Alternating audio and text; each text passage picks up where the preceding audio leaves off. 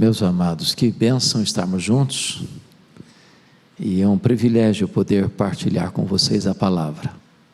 Abra sua Bíblia comigo, por favor, na carta de Paulo aos Efésios, capítulo 2. Efésios, capítulo 2.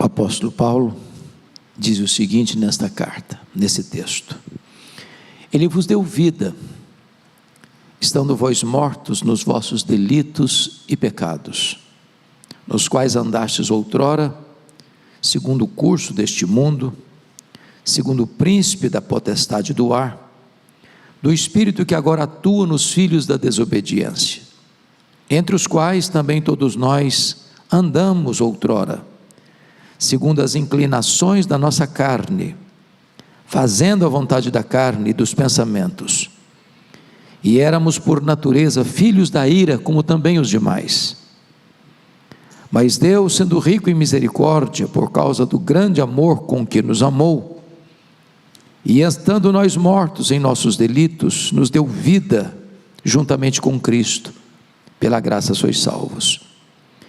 E juntamente com Ele nos ressuscitou e nos fez assentar nos lugares celestiais em Cristo Jesus, para mostrar nos séculos vindouros a suprema riqueza da sua graça, em bondade para conosco em Cristo Jesus. Porque pela graça sois salvos, mediante a fé. E isso não vem de vós, é dom de Deus, não de obras, para que ninguém se glorie, pois somos feitura dele, criados em Cristo Jesus para boas obras, as quais Deus de antemão preparou para que andássemos nelas. Amém. Meus amados, o apóstolo Paulo planta a igreja de Éfeso na sua terceira viagem missionária. Ele ficou naquela cidade cosmopolita de mais de 300 mil habitantes, cerca de 3 anos, e experimenta ali um dos maiores reavivamentos da história, a ponto daquela cidade fortemente marcada pela idolatria, porque hospedava o templo da deusa Diana, uma das 7 maravilhas do mundo antigo. Durante o tempo que Paulo ali passou, o comércio dos nichos do templo, miniaturas do templo, que era o principal produto de souvenir para os turistas, entrou em colapso. Uma cidade fortemente marcada pelo ocultismo, e as pessoas, convertendo-se a Cristo, rompiam com essas práticas, queimando os seus livros de magia em praça pública. A palavra de Deus prevaleceu na cidade. Igrejas foram plantadas na província da Ásia Menor, porque Éfeso era a capital dessa província. Igrejas estabelecidas em Esmirna, em Pérgamo, em Tiatira, em Sardes, em Laodiceia, em Colossos, em Hierápolis. Aquela igreja veio a se tornar a mais expressiva igreja do Novo Testamento, suplantando inclusive Jerusalém e Antioquia. O apóstolo João, primeiro depois do martírio de Paulo, Timóteo foi o pastor da igreja. Depois o apóstolo João foi pastor da igreja, onde morou com Maria, mãe de Jesus, nessa cidade. E agora Paulo está preso em Roma, na sua primeira prisão, quando escreve esta carta à igreja. E esta carta nós a chamamos de a carta mais eclesiológica do Novo Testamento, a carta que trata com mais eloquência sobre a doutrina da igreja. No capítulo 1, Paulo menciona o projeto eterno de Deus, o plano eterno de Deus na nossa redenção, onde o Pai planeja escolhe soberanamente.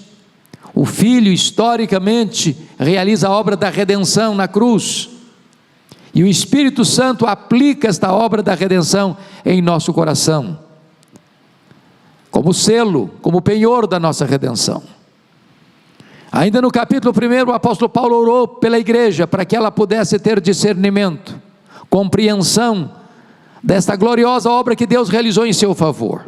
Mas no texto em apreço, em tela, o apóstolo Paulo vai mostrar como é que essa salvação ocorreu historicamente. Ele vai mostrar como nós saímos da sepultura para o trono, da morte para a vida, da escravidão para a liberdade, de uma situação de depravação total, para um estado não só de glória da nossa salvação, mas a ponto de estarmos assentados com Cristo, acima de todo o principado e potestade. Esse texto pode ser compreendido de 4 maneiras. Dos versos 1 a 3, o pecado, a obra do pecado contra nós. Segundo, dos versos 4 a 9, a obra de Deus por nós. Terceiro, versículo 10, parte A, a obra de Deus em nós. E em quarto e último lugar, versículo 10, parte B, a obra de Deus através de nós. Então são 4 verdades que estão postas aqui. O pecado trabalha contra nós, Deus trabalha por nós, Deus trabalha em nós, Deus trabalha através de nós. Vamos olhar, portanto, esses 4 pontos nesse texto lido. A primeira informação que nós temos é que nós estávamos mortos nos nossos delitos e pecados. Penso que não há nenhuma verdade mais clara, contundente do que esta, para provar aquilo que mais tarde foi chamado de depravação total. Nós somos absolutamente incapazes de, por nossa iniciativa, escolhermos a Deus ou corrermos na direção da salvação. A realidade do homem sem Cristo é que ele está morto. E a palavra no grego aqui é a palavra necros, de onde vem a nossa palavra necrotério. A ideia é de morto mesmo. Um morto não tem percepção, ele não tem decisão, ele não tem sentimento, ele não tem iniciativa. Se estas verdades se aplicam ao corpo físico, estas verdades são reais também na vida espiritual. O homem sem Deus, ele não tem apetite pelas coisas espirituais. O homem não regenerado, ele não tem nenhum desejo das coisas do céu. Ou o Senhor entra na história dele, tira o tampão dos ouvidos, a venda dos olhos, ou o Senhor arranca o coração de pedra e dá um coração de carne, ou o Senhor entra na sua história e o regenera, e dá a ele a bênção do novo nascimento, ou ele estará para sempre ilhado, isolado, separado de Deus. Esse texto retrata não apenas como está morto, mas retrata também a causa da morte.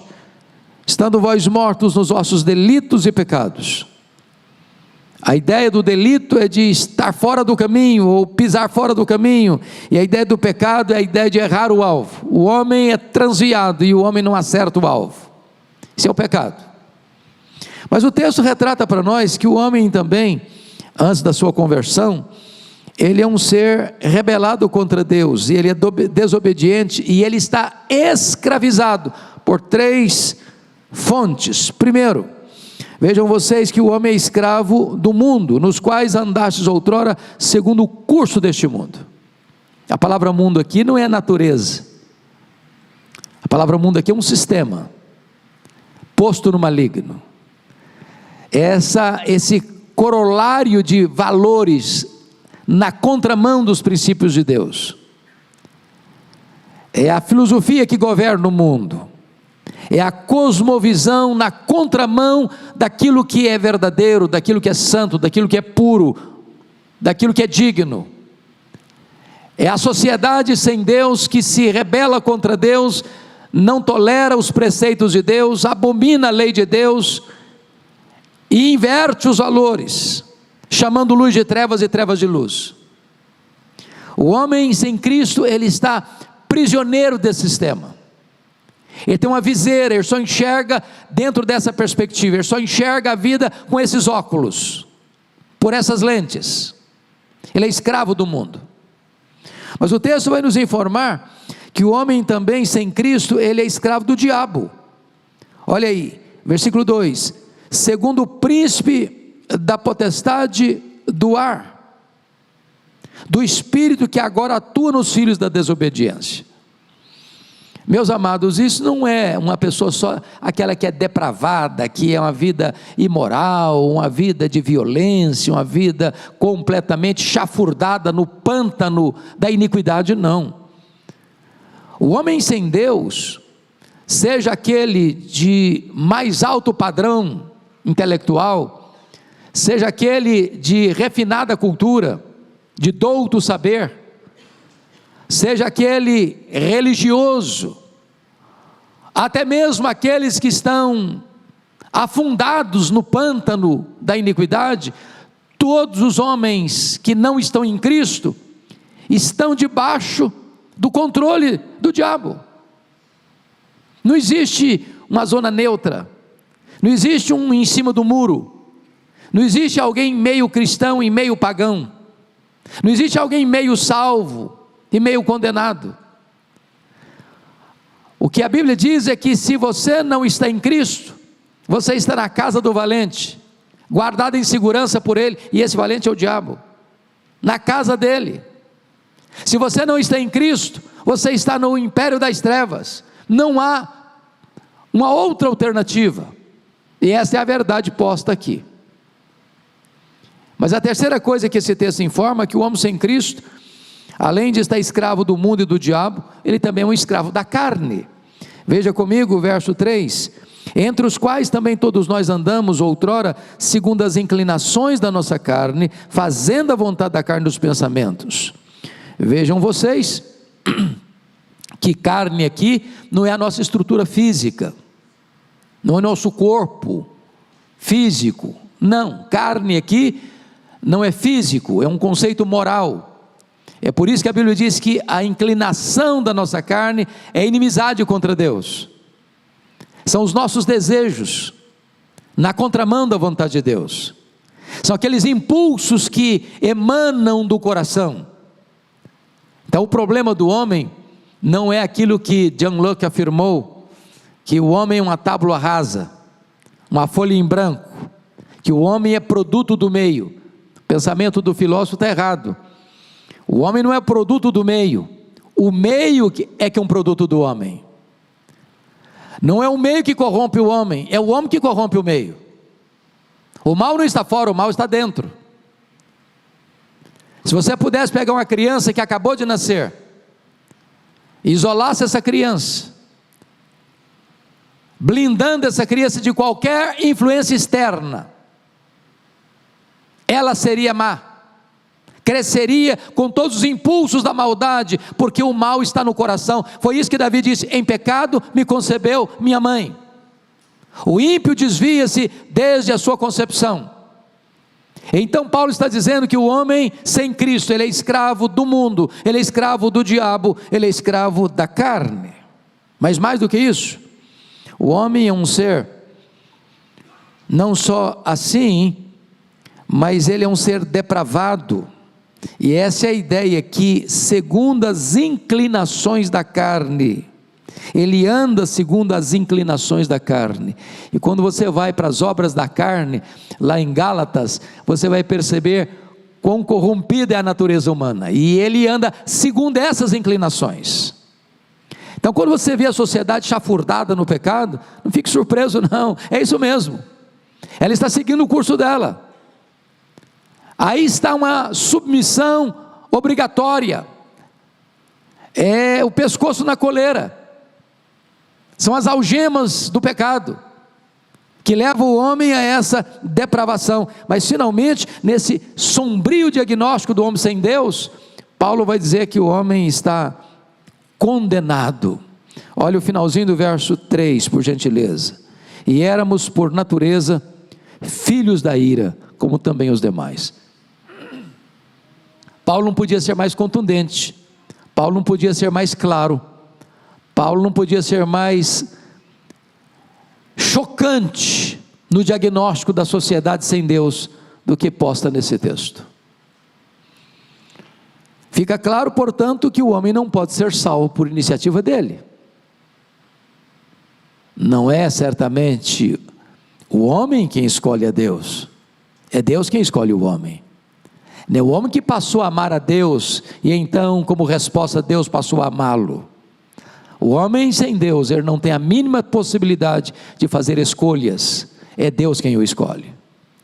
Mas agora, vamos olhar o segundo ponto, que se o pecado trabalha contra nós, Deus trabalha por nós.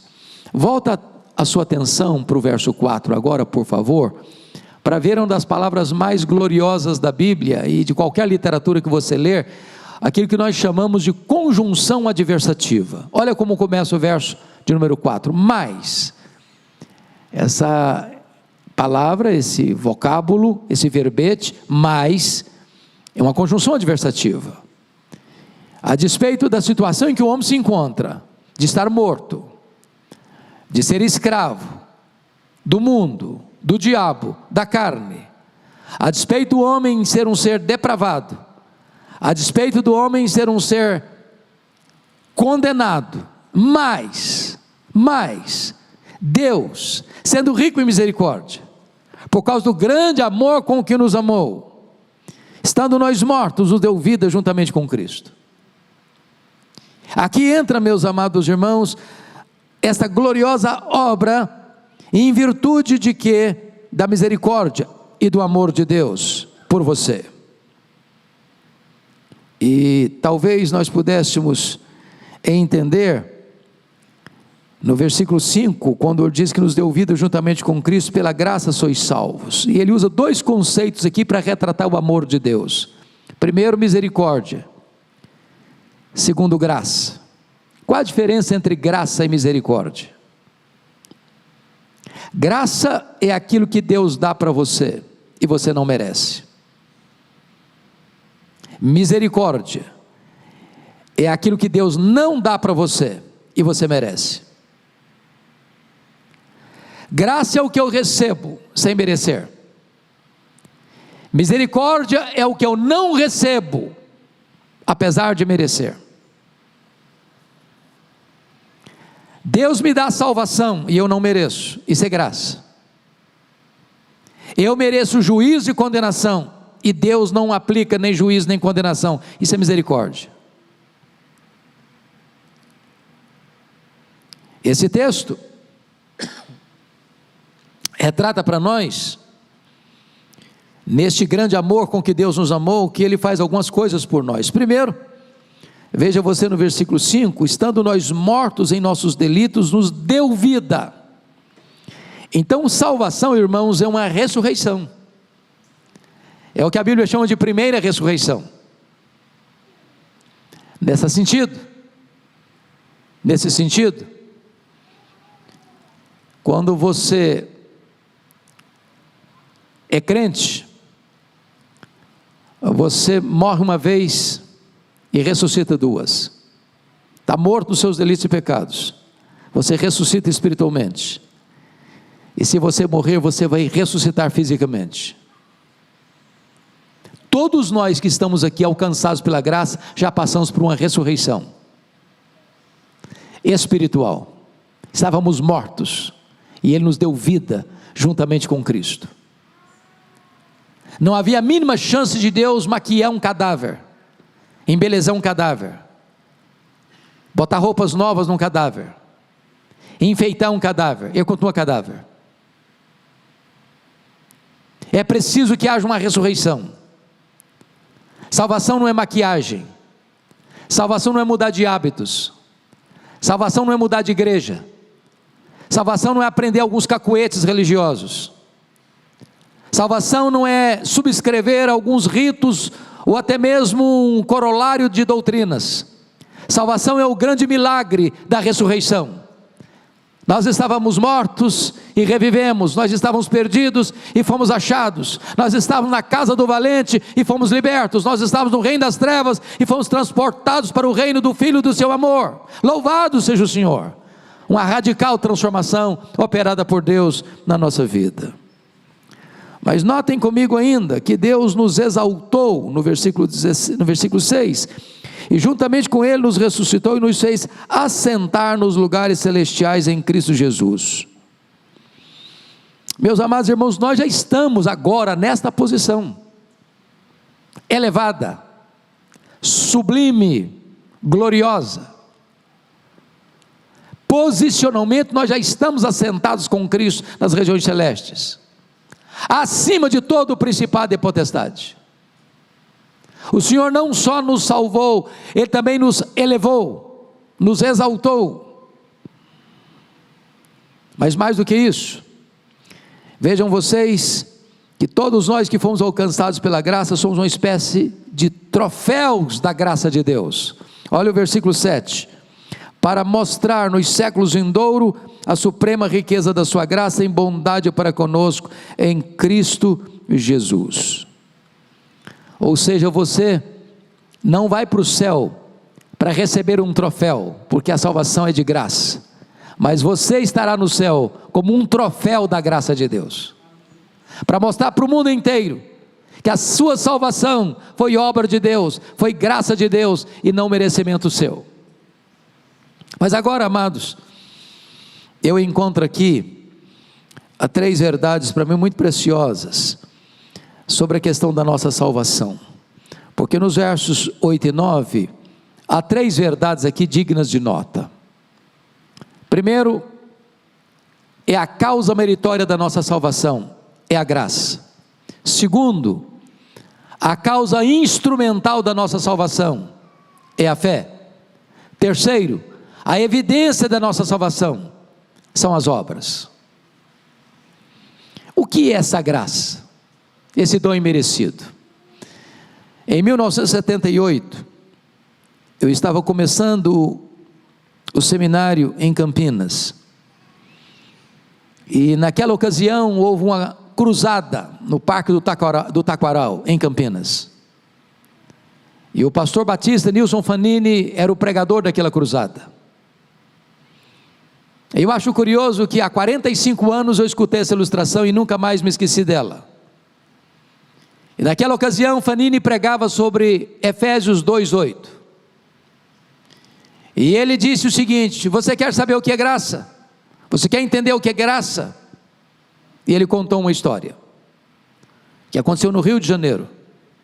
Um professor de escola bíblica dominical, e recebia alunos de uma região muito pobre e com forte presença de violência. E ele percebeu que aquelas crianças que vinham, muitas delas maltrapilhas, mal cuidadas, mal vestidas, e uma criança em particular chamou sua atenção. Vinha descalça, com os pés no chão. E então ele um dia tomou uma decisão, já conhecendo mais de perto a criança, sabendo onde ela morava, passou numa loja, comprou roupas, comprou calçados, comprou brinquedos, e fez um bom pacote, um bonito pacote, e começou a subir as encostas de um morro, para levar o presente para a criança. Só que a criança não sabia que o presente era para ela, cobiçando aqueles presentes, ainda numa situação de risco social. Aquela criança pegou uma pedra, atirou no seu professor, ele caiu, sangrando, desmaiado, porque a pedra atingiu a sua cabeça, e a criança pegou o pacote, correu para casa. Quando o professor melhorou do revés dessa pedrada, ele voltou à loja, comprou roupas, comprou calçados, comprou brinquedos, comprou os mesmos presentes, e voltou a subir as encostas. Chegou naquele barraco, bateu a porta, o pai veio muito constrangido atender, e o professor disse: eu vim trazer esses presentes para o seu filho. O pai, num senso de justiça, disse: o meu filho não merece esses presentes, Foi meu filho que jogou aquela pedra no senhor. O meu filho não merece esses presentes. E o professor respondeu: o seu filho não merece, mas o seu filho precisa. Ele não merece, mas ele precisa. Isso é graça. Eu não mereço, mas eu preciso da salvação de Deus. A causa da nossa salvação não é o que nós fazemos para Deus, é o que Deus fez por nós em Cristo Jesus. A causa da nossa salvação é a graça, e a graça está estampada na cruz. Ali Jesus nos amou. Ele amou-nos não porque nós merecíamos alguma coisa. Diz a Bíblia que Deus nos amou quando nós éramos fracos, ímpios, pecadores e inimigos. A Bíblia diz que o amor de Deus por você e por mim, e essa é a graça manifesta, é um amor abundante, porque derramou o seu amor no nosso coração. É um amor imerecido, porque nós éramos pecadores e inimigos de Deus. É um amor provado, e a prova do amor de Deus é a cruz do Calvário, onde Jesus deu a sua vida por você e por mim. Isso é a causa meritória da salvação, a graça de Deus. Mas há uma segunda coisa, que é a causa instrumental da salvação. Pela graça sois salvos, mediante a fé. Entendamos isso, irmãos, nós não somos salvos pela fé, ou melhor, por causa da fé. Nós somos salvos pela obra de Cristo na cruz. Foi o sacrifício de Cristo na cruz, sacrifício substitutivo. Ele morreu pelos nossos pecados, Ele morreu no nosso lugar. Essa é a causa da salvação. Mas você se apropria dessa salvação pela fé. A salvação é a mão estendida de um mendigo recebendo o presente de um rei. Esta é a fé. Não é porque você crê, é por aquilo que Ele fez por você, mas você se apropria do que Ele fez por você pela fé. Esta fé então é quando você se apropria daquilo que Cristo fez em seu favor por você na cruz do Calvário. Esta é a causa instrumental. Mas qual o propósito? Qual a evidência disso? As obras. Então agora veja você que Deus trabalha em nós. Por favor, olhe o versículo 10 comigo. Pois somos feitura dele. E eu gosto dessa expressão feitura, porque a palavra grega aqui é a palavra, de onde vem a nossa palavra poema. Você é o poema de Deus. Você é a poesia de Deus. Deus está escrevendo um lindo poema na sua vida. Talvez você responda: pastor, a minha vida deve ser um poema muito desconcertado. Parece que nada está rimando na minha vida. Calma, Deus ainda está trabalhando. E o Senhor, Deus está esculpindo em você a beleza do seu filho. Deus predestinou você para você ser conforme a imagem do seu filho. Talvez hoje ainda algumas coisas não estão rimando na sua vida, mas saiba disso, Deus está trabalhando, e trabalhando em você, porque o projeto do Senhor não é apenas levar você para a glória, mas é transformar você à imagem do Rei da Glória. Você é esse poema que Deus está escrevendo, há de expressar com tanta beleza a sua glória e a sua majestade, a majestade do Deus eterno. Mas finalmente, esse texto mostra que Deus trabalha através de nós, porque é isso que está escrito no verso 10, parte B. Somos feitura dele, criados em Cristo Jesus para as boas obras, as quais Deus de antemão preparou para que andássemos nelas. Então notem uma coisa: você não é salvo pelas obras que você faz para Deus, você é salvo pela obra que Deus fez por você. Onde entram as obras na nossa salvação? Elas entram não como causa, mas como evidência. Alguns teólogos, a partir de Lutero, acharam que Paulo e Tiago estavam batendo cabeça, porque Paulo diz que nós somos salvos pela fé independente das obras. Tiago diz que sem obras a fé é morta. Eles não estão batendo cabeça, eles não estão entrando em contradição, eles não se contradizem, eles se complementam. Paulo olha para a causa da salvação e diz: é só a fé. Tiago olha para as consequências e as evidências da salvação, e para a salvação pela fé, e diz: tem que mostrar obras.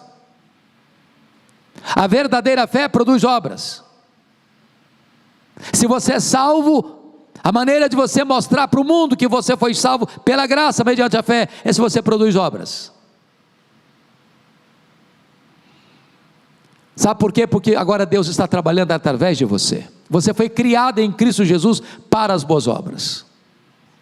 Na verdade, as boas obras não é porque você é bom, é porque Deus de antemão já preparou você com essa finalidade. Aliás, Deus de antemão preparou as boas obras para que você andasse nelas. Tudo vem de Deus, tudo procede de Deus.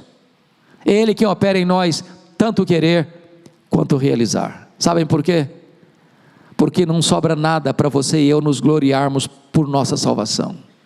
A Ele toda honra, a Ele toda glória, a Ele todo louvor, porque dEle, por meio dEle e para Ele são todas as coisas. Que Deus nos ajude, que Deus nos abençoe, que Deus traga refrigério para o nosso coração, por sabermos nisso, que se o pecado trabalha contra nós, Deus trabalha por nós, Deus trabalha em nós, e Deus trabalha através de nós. Amém.